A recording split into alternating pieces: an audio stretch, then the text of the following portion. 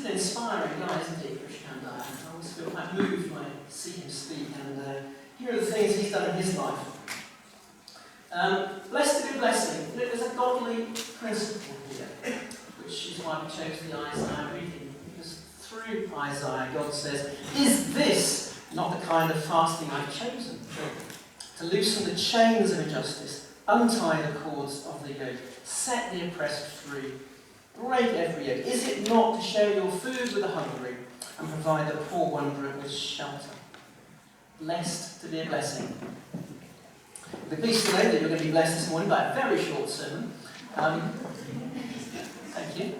I know how to carry favour. There's going to be some great testimonies in a while, and I don't want to take up that time. But just thinking for a moment about blessings, are there people in your life who've been a blessing to you? Or do you know other people who've been a blessing to others? Or maybe even you yourselves are a blessing. One of my first experiences of this kind of blessing was quite early in my Christian life when Debbie and I met a couple from church. They'd adopted a baby, it was a boy, and he was called Stuart. And he was one of 6 children, each born with an incurable condition that meant they would not live beyond the age of about 10, and nor, in fact, would they have a developmental age of anything over about 6 months. This is not Stuart, but it's somebody with a similar condition. Miraculously, when we met Stuart, he was in his 20s. He wasn't expected to live beyond 10. In a wheelchair, in nappies, and still about 6 months old developmentally. He had cystic fibrosis and all other physical issues that he had from birth and would stay that way for his whole life. And you know, they chose him. They chose him. They poured love into his life 24 hours a day, 7 days a week, 365 days a year. They were on duty, no respite, no holidays, rarely able to go out, but love, affection, attention, all poured out from this seemingly inexhaustible source.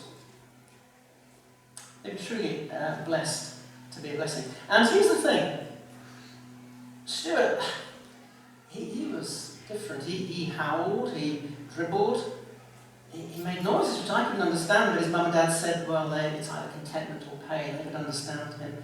And they said, this is our son. He can't communicate with us, but he can smile a bit. He's our gift from God. We love him, and I can't imagine life without him. I'm standing there, and I'm a mixture of awe, horror at the thought of their sacrifice, and a sense that this was holy, almost sacred ground. And the 4 of us would pray together quite often. And you know, here's the thing. They were angry, bitter about the church, the local church. Really angry. And do you know why? Because nobody did anything for them. Nothing at all. They felt isolated and alone, and nobody had been a blessing to them. And whether it was because at the time, I don't know, maybe fostering, adopting, even respite care was kind of a bit countercultural. I don't know. But I do know this couple were called. They were driven by a sense of calling. And I'm a new Christian, I'm thinking, is this what God calls you to if you believe in Jesus? Would he ask me to do something like that? And of course, God does not ask us things that we're not capable of doing. His calling is very personal, in particular. And when I look back on that time when we shared with this couple, I realised that Deb and I were inspired by them, truly inspired. And I think we were challenged enough to do respite care. And although that in itself was challenging, it was hugely rewarding, and it changed our lives and the life of our daughter. And this couple that I'm telling you about, they're one of my heroes. And as I look out across our church community here, I can see other heroes. Truly, I'm not just saying that. I admire you people so much for all that you are doing. And who, for various reasons, have decided, in the words of Isaiah, to share your food with the hungry, provide the poor wanderer with shelter. clothe them and not turn them away. And so, if our adopters and our fostering families are heroes, do you know what? God is our superhero because He has adopted us. Our first song, Father God, the second song, Father God, I wonder, I am adopted in your family. And this is one of the most beautiful parts of the gospel, but we don't often talk about it, do we? The fact that we are, in one sense, adopted. We're adopted, loved children of God. Paul mentions it in Galatians and Ephesians, and in Romans, when he talks of being children of God, he says, the Spirit you received does not make you slaves, so that you live in fear again. Rather, the Spirit you received brought about your adoption as sons and daughters. God blessed children. This is the core of our being blessed. It's not about having stuff and go, oh, aren't I lucky? I went on holiday. I must bless somebody who hasn't. This is about being blessed by God, by being adopted as His son or His daughter. We receive His grace. Christian Dyer said 70% of children in care have experienced abuse or neglect. Yet in God's eyes, before we received His grace, we were broken, we were lost, we were vulnerable, we were abused. God didn't just forgive us. He didn't just rescue us. He invited us to become part of His family, a permanent part of His family. He didn't have a shopping list of the kind of qualities He wanted in His children. And I think the church has a responsibility to model this same kind of adopting grace to children who are in the care system. And so if we want to receive, if we want a way of proclaiming the gospel in word and in deed, here is a fantastic way of living out this parable day by day.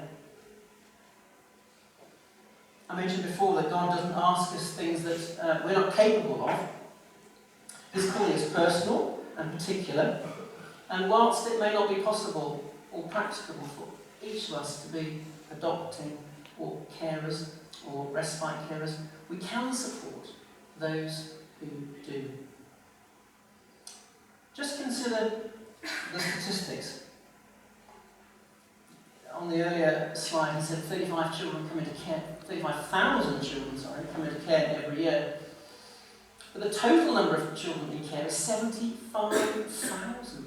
Think of it, 75,000 children. 3/4 of whom have suffered some kind of abuse. And there's another 4,500 children seeking asylum who are in care. Of these children, only 4,300 were adopted last year. And so as we pray for the wider church to step forward and find homes for all of these children, we need to think here of our church and what role we have to play. Our church community can make a huge difference to our foster carers and our foster families, and our adopting families as well.